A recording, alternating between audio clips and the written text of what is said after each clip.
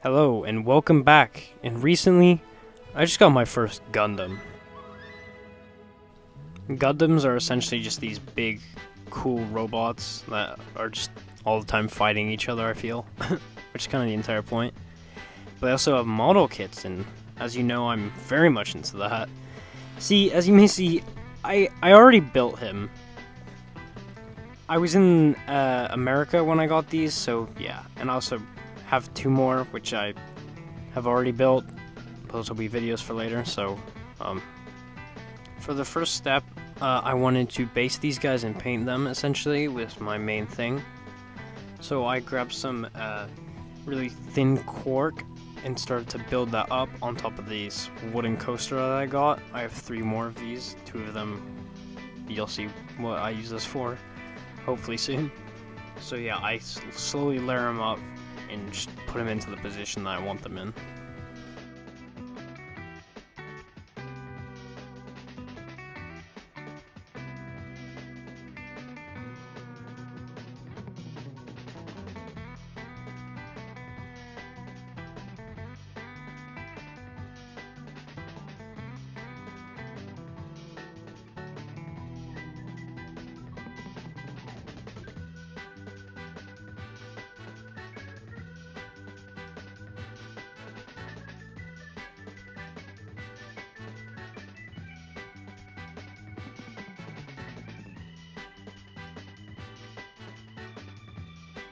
Then I grabbed some of these little foam rocks. I started to just glue these all over the base, just adding a little difference so it's not just all this like cork, just making it a little more interesting.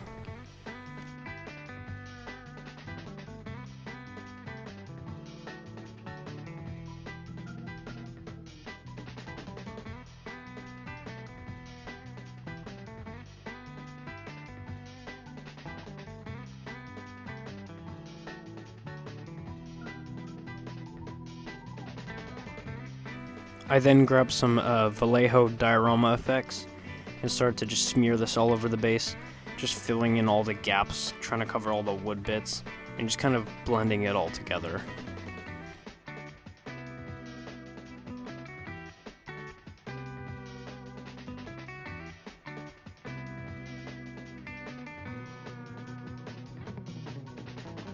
I then grabbed some rocks and some of this grass stuff, and I applied a ton of the pebbles all over the base as well, just adding even more texture, and also pushed in a few of the little like weird shrub things into the base. I then started tearing this guy to shreds. He's a Gundam. He fights other big robots all the time. He does not need to be this clean. He's too clean. Fresh out of the workshop is what he looks like. I need him battle damaged, destroyed almost. Not destroyed, but just scars all over.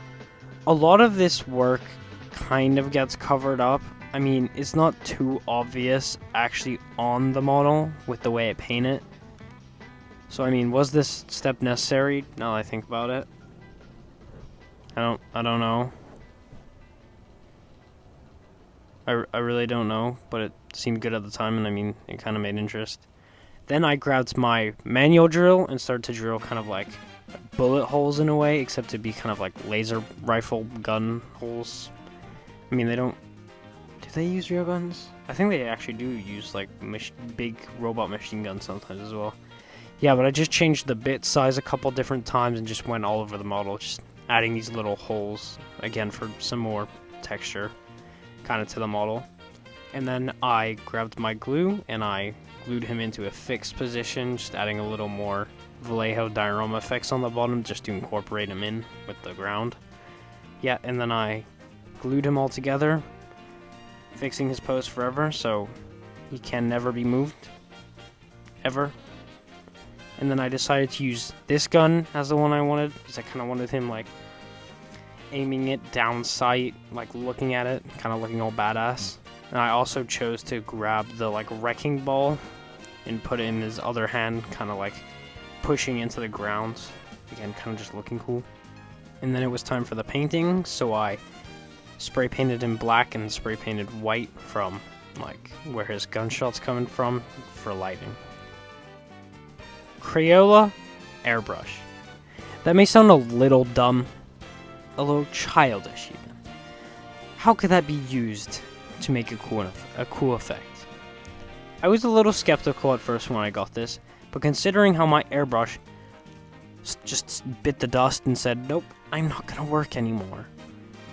So I found this, and I mean, it works impressively well. I mean, it works better than it should, if I'm being honest. It's for kids and like using on stencils and stuff.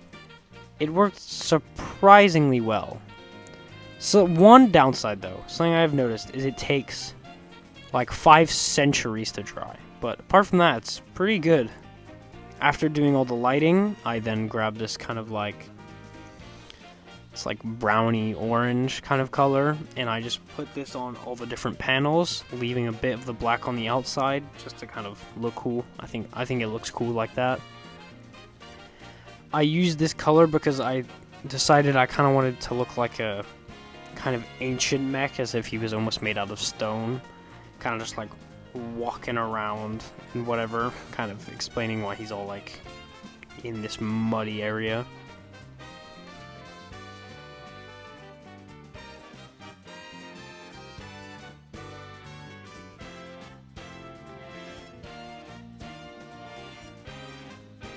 I then started to apply this lighter color in the middle just to lighten it up, and I again did, I think, another lighter color on top of this as well, just to bring it up in the centers. I don't exactly know what this style was meant to look like, because I mean, it wasn't like cell shading or anything, but I mean, it looked really cool in my opinion. I thought it came out pretty cool looking, that paint job. Just that's my opinion though.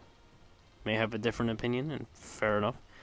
And then with the pink bits, which is like the glow almost from the gun, I grabbed a bright pink and I started to edge highlight all the different panels, which I mean is very easy, I feel, to do on these models compared to stuff like Warhammer, just because it's so super sharp, and I mean it's like a lot bigger, a lot bigger than the little tiny plastic space marines, the low dudes.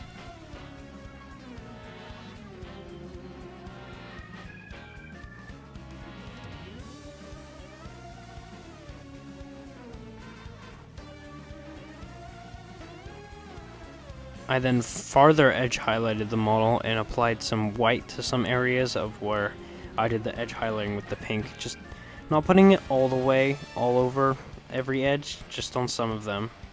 And then I painted the little scope green on the scope of the gun. And I also painted his eyes green. I then dry brushed on a gray onto the wrecking ball.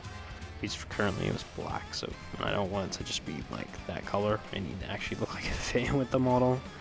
So I did that. I then grabbed this deep orange and painted this onto the base, kind of dry brushing it, but trying to do a lot more than just dry brushing because I wanted to cover like the base layer of the surfaces, trying to get all the little crevices. And then I grabbed a almost white sandy color and dry brushed this all over the base, just highlighting those little edges, showing all the detail of the little cork and the rocks. And then I also grabbed the green to paint over the little leaves and little shrubbery, just to make those fit in. And then finally I painted the bases black, and I think we're done.